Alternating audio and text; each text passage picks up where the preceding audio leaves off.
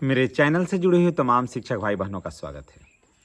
दोस्तों, अभी सबसे ज़्यादा चर्चा हो रही है सेवा निरंतरता का। जी हाँ, होना भी चाहिए। सेवा निरंतरता एक ऐसा मुद्दा है जो शिक्षकों का, चाहे वो विशिष्ट शिक्षक हों या बीपीएससी शिक्षक हों, टीआरई 1 में, टीआरई 2 में प्रधान शिक्षक हों, जो भी शिक्षक हों, उन सबों के लिए यह मील का पत्थर साबित होने वाला है।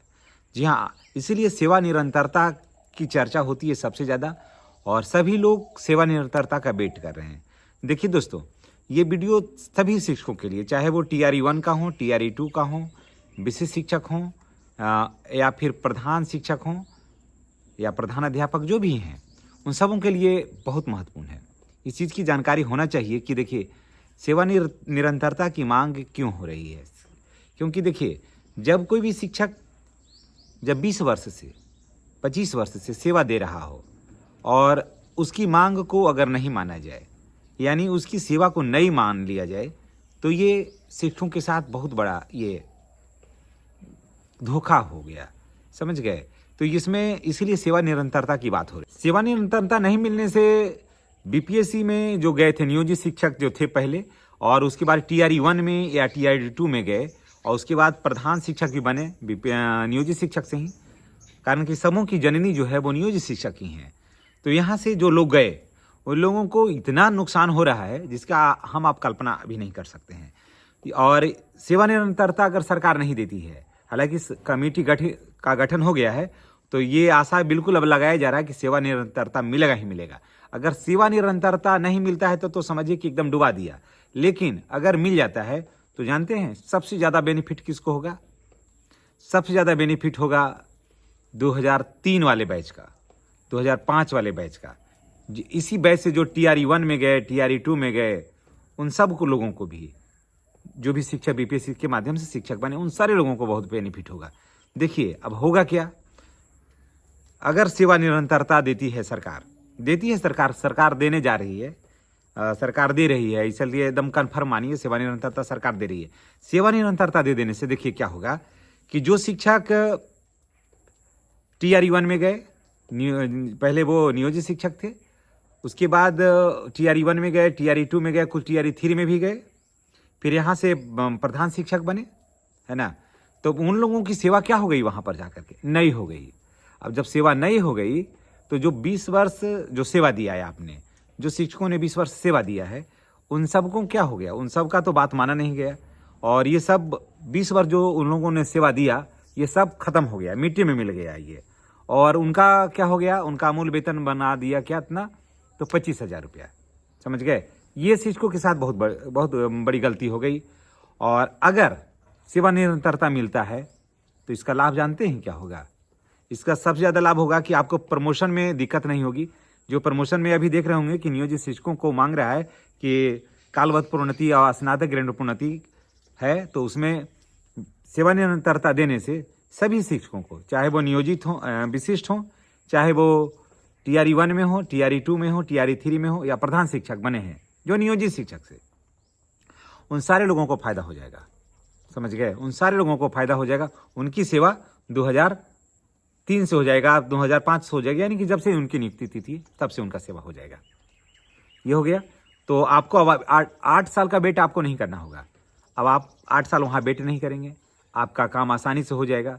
दूसरी बात हमको बता देते हैं कि सेवा निरंतरता देने से, अभी एनपीएस है, फिर बाद में ओपीएस होगा, तो देखिए उसमें नियम है कि 25 वर्ष सेवा देने के बाद, जिनकी सेवा 25 वर्ष हो जाती है, उनको जितना वेतन मिल रहा है उसका आधा पेंशन आपको मिलेगा। समझ रहे हैं? थोड़ा सोच लीजिए कि देखिए कितना लाभ होगा। जिनको अभी सर्विस कर रहे हैं, मानते हैं कि आप 50,000 रुपया आपको मिल रहा है, तो जब आप रिटायर करिएगा ना, तो आपको 25,000 रुपया पेंशन मिलेगा। सबसे प्लस पॉइंट इसमें देखिए ये है। इसलिए सेवा निरंतरता की मांग होती है।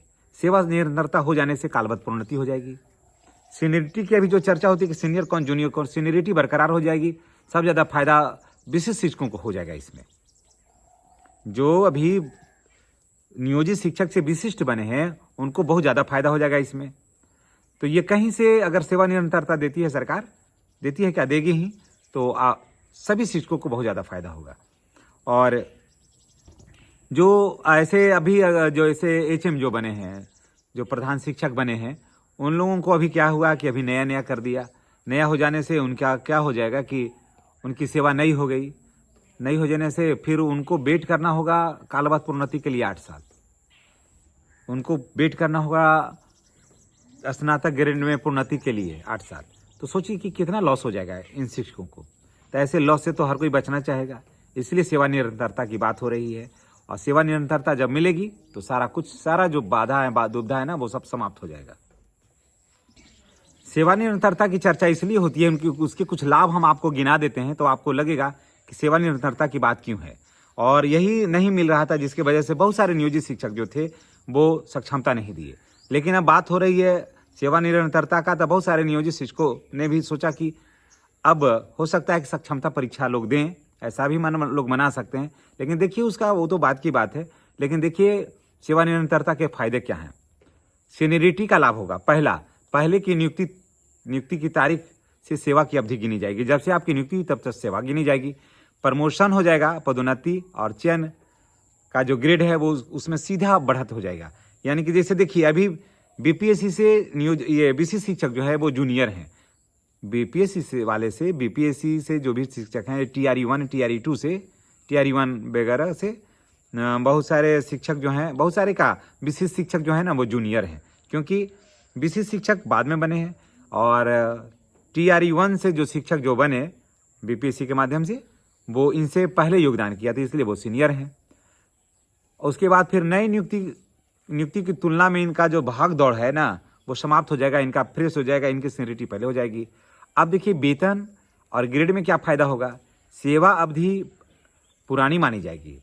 सेवा अवधि जो है पुरानी मानी जाएगी, इसमें वार्षिक वेतन वृद्धि और ग्रेड पे भी बहुत जल्द मिल जाएगा, क्योंकि आपकी सेवा पुरानी हो जाएगी वहाँ से।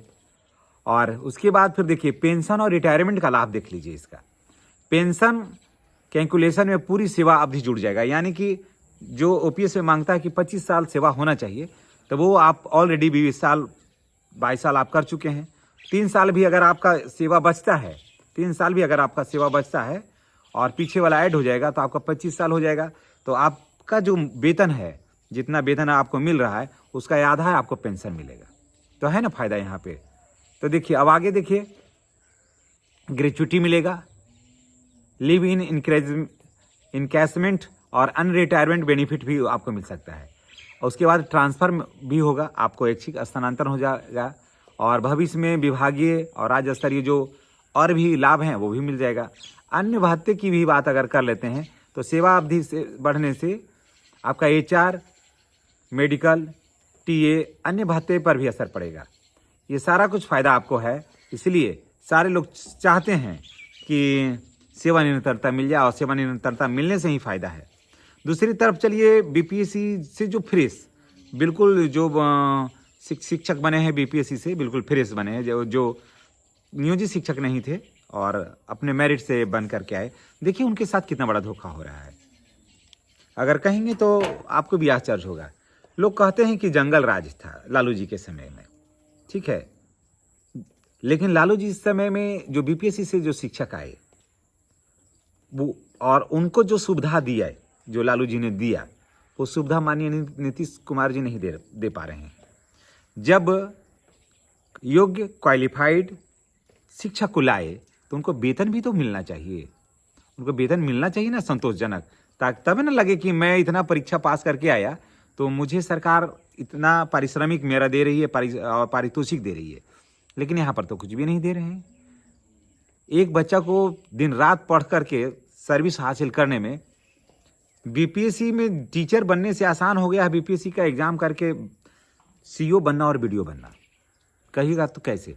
वो सीधे स्नातक करता है, करके अपना फॉर्म भरता है और वो पास होता है। अब देखिए टीचर में क्या है, डीएलएड का एंट्रेंस एग्जाम दीजिए।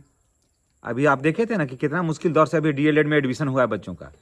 उसके बाद फिर डीएलएड पास करिए, उसके बाद फिर बेट करिए, उसके बाद सीटेट करिए। सीटेट का पेपर भी कोई आसान नहीं है, फिर सीटेट करिए, तब फिर दीजिए आप